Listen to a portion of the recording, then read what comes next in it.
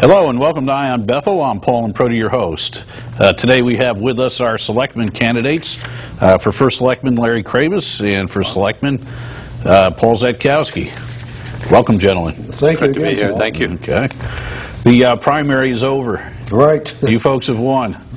Now we're on to the real campaign, and we're moving forward. So today we're here to talk about a little bit more detail, what the nitty-gritty is, what your campaign is about, and what you feel are the important items in your platform. And Larry, I'm going to begin with you and just let you start with the people out there and introduce yourself again and go forward.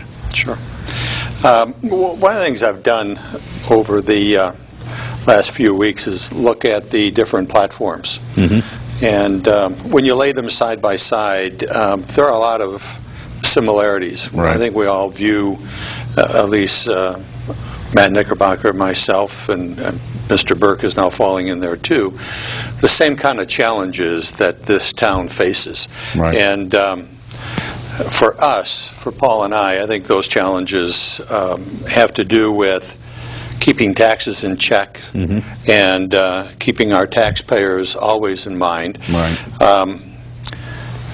Promising another year of plus or minus zero on the budget side isn't really realistic. If that means, as I believe Mr. Burke may be alluding to, mm-hmm. that the bonding charge for the high school this first year, which is about $1.4 million, is going to be absorbed in order to get the town budget down to plus or minus zero again. Mm-hmm.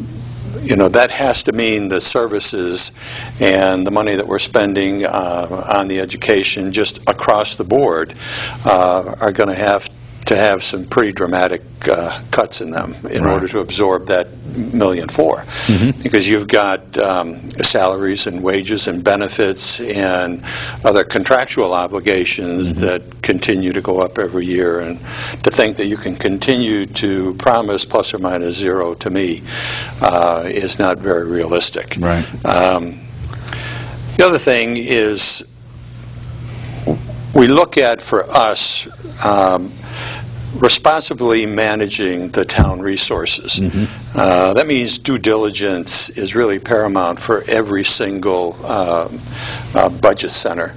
That we have to govern with transparency and honesty. We really need to look for cost savings and efficiencies in every single department. And it probably means, too, looking for opportunities to team with other budget centers, maybe even doing some collaborative work with towns, mm-hmm. surrounding towns, in order to look for savings that can accrue to us by doing things together. I know of one example when we buy fuel oil for the town and fuel oil for the Board of Education. Mm-hmm. It probably needs to be done together so we get the best quantity discount that we can get. But there are other things too. The number of supplies that we use, paper and pencils and all of those things that the town has to operate on. There seems to be opportunities there to find some cost savings and efficiencies. Mm-hmm. Economic development, Paul's going to talk to that a little bit, right. But that is a key initiative for us, and attracting new businesses is going to take time. Mm-hmm. They certainly, by any stretch of the imagination, when we're able to bring new businesses into town, don't become turnkey kinds of operations. And because of that, we just can't wait any longer to get started doing this. We need to revitalize and expand the role of the existing Economic Development Commission. Mm-hmm. I believe we also need to attract new talent and new people and new experiences to that group, so that we can get about that in more earnest. Mm-hmm. And last but not least, it's probably going to take some professional marketing. Right. Looking at all of the areas that we have to develop and not just concentrating on the Route 6 corridor or on Clark Park. Mm-hmm. I mean, we have so few opportunities presenting themselves to us that each one of those are uniquely different and are going to take some professional marketing to attract new businesses into town. Mm-hmm. And that, as I've said before, is not going to be easy because the surrounding towns, whether you're talking about Newtown or Brookfield or Danby, are all looking for the same kind of businesses that are willing to expand in this economy. That's right. The other thing that seems to be the same, but I don't get a sense that there's a real plan to address it, and that's the condition of our infrastructure. Every year that we continue to put off repair and maintenance adds to the cost of that fix when we eventually decide to do it. And I've got some first-hand experience on that from the work that I've done on the Facilities Committee on the Board of Ed. We put together our capital plan. It has to be submitted to the town by November 30th. Right. We've done that for my 2 years, every year, at the same time, and don't have a good sense that that goes anywhere. That is fit into a bigger picture, and that there are some priorities being set. We've got 2 schools that are 30 years old, and we have kept them off of that capital plan and are treating them separately because of the magnitude of the work that needs to be done there. It's about $1.5 million alone for those 2 schools. Wow. But there are other things. There are roads that are deteriorating. There are other town buildings. There's a municipal center. I remember sitting out front during the concert series and getting caught in the rain. And the condition of that building and the gutters dropping down on my head says that we need at least to get up there and clean them. But streetscape is another example. Right. We spent a lot of money on fixing up the downtown area, and now we've got deterioration. We've got trees that we're cutting down because they haven't been maintained. We've got sidewalks that are heaving.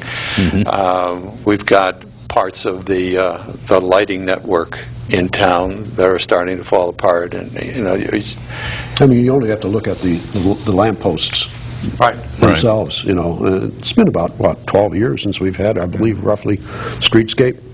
What's happened? Why hasn't it been maintained? You know, you spend a few dollars. You're not going to be spending thousands of dollars if it's taken care of. It's just like a home, frankly. Right. Oh, exactly. You know. Exactly. I think the main thing is that there appears to be neglect there. Yes. And to me, there's just not a real forethoughtful plan, something that says, over time, we've got to deal with this. We put it aside because of either revenue problems or because there are other issues, a lot of crisis kind of issues that come up. The one that comes to mind, and it's been a while ago, was the roof that needed to be repaired on the middle school. That was a $50,000 problem. Right now we have a problem. Again, I'm talking about the 5 schools, but there are 5 out of 8 buildings here that we have a huge investment in as taxpayers. Right. And we're having to replace boilers in the Berry School, and those boilers that are there now are only 6 years old. Wow. And you know, that's an issue that says we need to do it differently. We need some better thought. We need some priority. We need people involved in this that can help put together a plan that we live by and take it out over time so that we can afford to do this without belaboring the taxpayer with unnecessary costs and these crisis kinds of fixes that we get involved in. The other piece that we say we want to do, and our definition of that is working with our state representatives, working with all of our state representatives. Right. If we're going to be pursuing state and federal grants, we can kind of go it alone. I know the woman that does that for the town is very good at it, but I suspect she can use some help. She can use a champion, and we ought to be using Scrivener and Jason Bartlett and Tony Boucher, Mike Senator McLaughlin. Boucher and Mike McLaughlin, Right. to give us assistance there. Right. The piece that bothers me are some of the mandates that come out of the state that give you funding for a year and then let you go on your own Right. to try to find the money, do it in year 2, 3, and 4, are probably things that may require us to push back. Because you can't continue to do this. I know I watched the former mayor of Windsor Locks, Connecticut, who did that. She just pushed back and said, I'm not doing this, I can't afford to do it. These mandates that come down without money are bankrupting my town. And I can't ask the taxpayer to continue to do this if we're not going to get proper funding. Right. Paul, as a currently seated selectman, why don't you give me some insight on what you feel is also important as we move forward, particularly related to economic development? Yeah.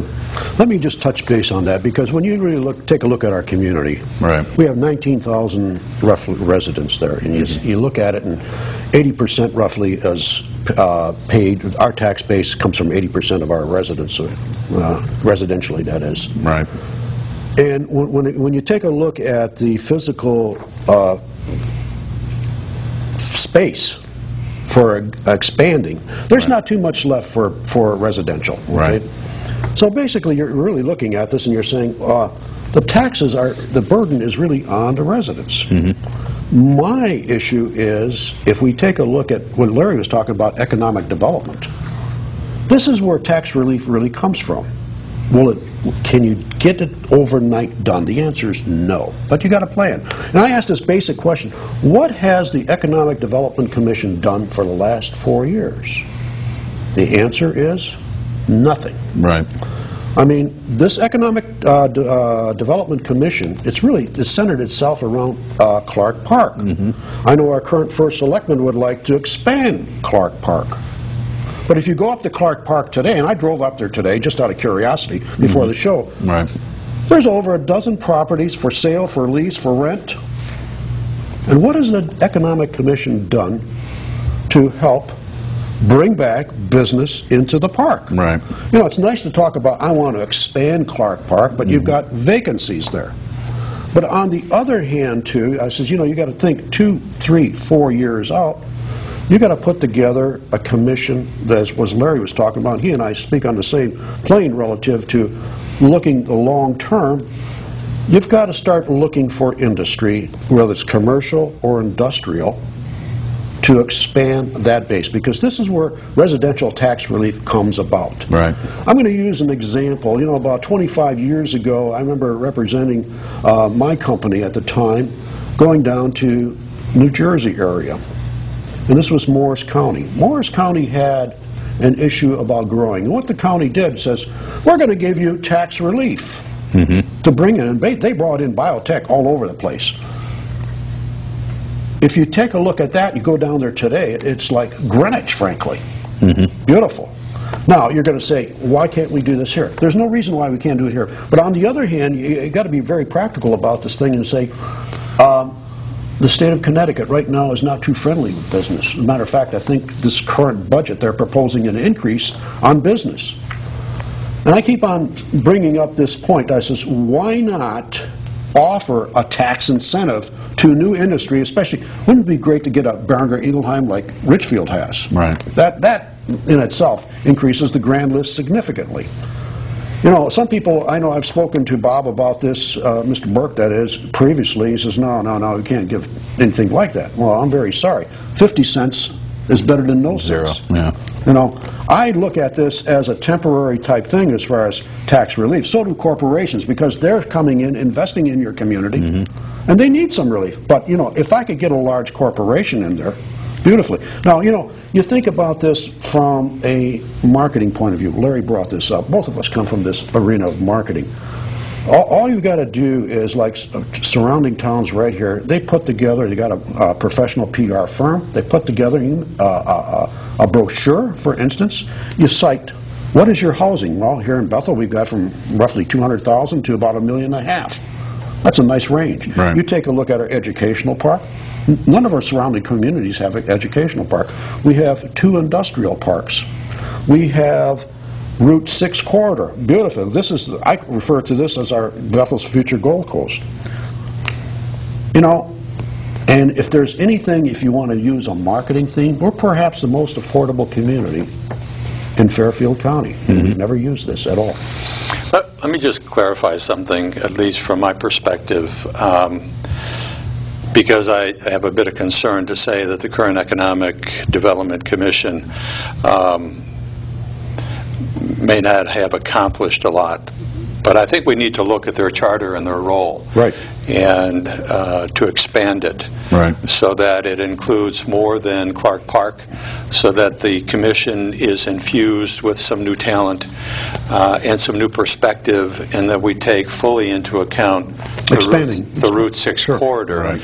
and that we really charge the commission with the goal of putting together a plan that we can discuss with the town and with the neighborhoods that we're talking about and with the businesses that exist on Clark Park, and consider putting together this marketing approach that'll better present the opportunities that we have here for new businesses. And it's a whole role and charter challenge that we need to give ourselves.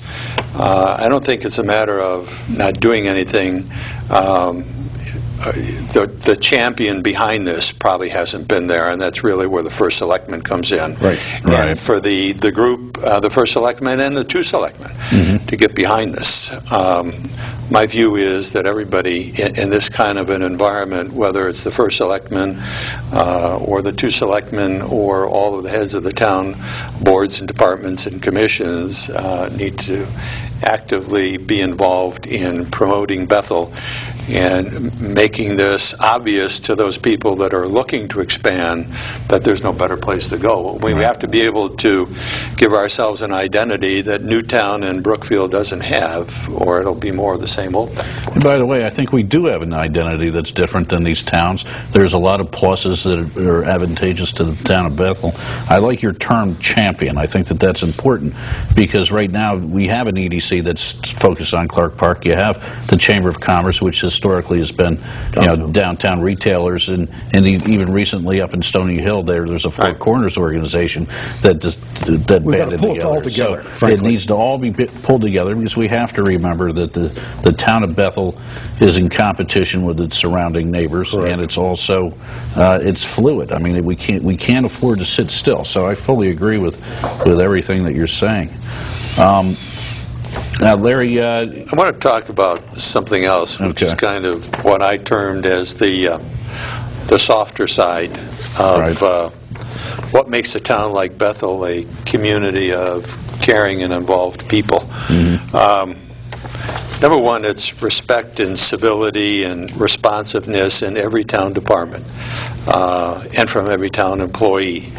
My expectation would be, and I hope that it's Paul's and whoever the other selectman is going to be, and all of the chairs of the boards and the commissions, that they meet regularly, that they meet with a full staff, and that they work effectively on the programs and projects that are in front of them. And frankly, I think that some self-initiated kinds of projects are totally appropriate. Absolutely. I know we kind of took that approach on the commissions that I sat in on the board. We didn't wait to be invited into an issue, which at times in the past never occurred, because the chair can control how actively he wants the standing committees to be involved in the work of the board. But this year, we actively got involved on all of those committees on things that we believed needed to be considered by the board. And we did our investigation, whether we were talking about the budget, or we're talking about facilities, or we're talking about policy, what have you. And that would be my hope, for our administration, that we have people, if they are on boards and commissions, that are working and fully involved and attend every meeting and get about the business of the town. The other thing is volunteerism. If you think of Bethel, I can't because I've only been here for 30 years, but you think of what made Bethel Bethel over time, going back, if you want, to the head industry. People put aside their political blinders and you know, they focused on the good that can come from people working together. It seems to me that you know, it's kind of trite to say, but you can become part of the solution or you can become part of the problem, and we hope that in our administration people choose to be a part of the solution. People helping people, that's what made this town work years ago. And whether you're talking about helping the elderly in this economic environment, or mentoring kids in the school, or sharing your expertise and getting involved in some of these volunteer organizations, you know, that kind of thing makes a town and a town of caring people. We went to the Western Connecticut Hospice this morning, and that's a good example of people caring for one another and getting involved for the good work that that compassionate organization brings to people that are nearing the end of their life. The Visiting Nurses is another organization that does the same kind of thing. And there's one other thing that I think I bring to this job as first selectman that my opponents do not bring, and that's the 5 years that I have been involved with the health department, working on emergency preparedness and working on things like pandemic flu, being concerned about the health and welfare of all 18,000 residents should we get involved in a disaster that requires bringing people together, whether it is to dispense medication or help people through, God forbid, a Category 5 hurricane or a debilitating ice storm, or, and we're close enough to New York City, some heinous terrorist plot. And you know, I've got some experience in doing that, and from 9/11 and Katrina, it was important to me that towns need to protect themselves and take care of themselves, because there's no white horse coming in. Somebody on a white horse with all the money you need and all the help you need in an emergency. We only have a few minutes left, and I wanted to give you each a chance to, you know, talk to the people of Bethel and tell them what you stand for and what they could expect if they vote for you. And I'll let you go first, Paul. Okay. Yeah, I need to take a glass of water. Okay. Good. Listen, let me speak to the camera right here. Essentially, you know, November 3rd is right around the corner. All of the residents in our town, they're very, very aware of the economic conditions that we're in. Some of us have lost our jobs, some of us have scaled back on our spending. You know, and when you really think about it, taxpayers are really concerned one thing in the town: affordability. Perhaps the major concern, you could really break it down into three categories: taxes, town services, and education. We're all concerned about that. You know, Paul is concerned about taxes, Larry's concerned about taxes, I'm concerned about taxes. We're all taxpayers. We want to do the best we can for the community. And the current economic climate really requires leaders who understand management. We need transparency, we need integrity, we need honesty, willingness to speak to all. Bethel needs leaders who will communicate to all departments, all people, regardless of politics, for the benefit of the people in the town of Bethel. Both Larry and I have public records. Larry has done an outstanding job for the 2 years he was been on the Board of Education. My public service record, you know, I think everybody knows, 4 years as a selectman, and prior to that on many, many building committees as well as charter revision commissions. We need your support to continue the progress we've made in this town And we also need you to vote for Larry Kravis and myself for a step in the right direction for the town of Bethel. On November 3rd, you, the taxpayer, will decide the direction of our town. Larry Kravis and I are the solution for the betterment of Bethel. We ask for your support, your vote, and both of us look forward to being your first selectman and selectman for the next administration. Thank you. All right. I'm up.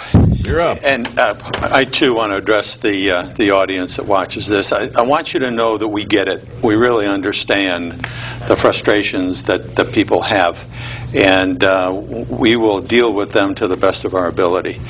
It's not going to be a rose garden. These are tough economic times. Mm-hmm. And, you know, as taxpayers, I've been a taxpayer for 30 years, and so have you, and you probably have for as much of that time. And it's not easy year after year to find the extra dollars that you need to go ahead and pay your taxes.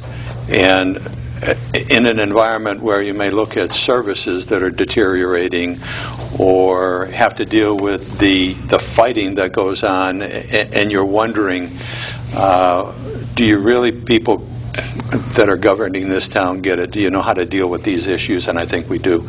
We both have good business experience, good people management experience, and that's critical to get everybody moving together in the same direction. And so on November 3rd, we ask for your support. If you've got questions that haven't been answered with the number of times that we have been on this show, or the number of pieces that we sent out in the mail, please contact us through kravis09.com, and we'd appreciate that. So, essentially, you know, that sort of wraps up, you know, the program right here, mm-hmm. Paul. But, you know, the thing is that we'd like to tell people we're available, both Larry and I. Right. The Republican Party is available to you. That's true. We have a website also. Mm-hmm. So this is what we're all about. We're about people, the town of Bethel. We're about for integrity. We're about for honesty. And we're for open government. Right. And also keep an eye out for our coming programs. We're going to have the Board of Finance, the Board of Ed candidates, and coming up, so we have a lot in store. That wraps up our show today, and I'd like to thank Larry Kravis and Paul Zetkowski for being on the show. And for Eye on Bethel, I'm Paul Improta. Have a great week.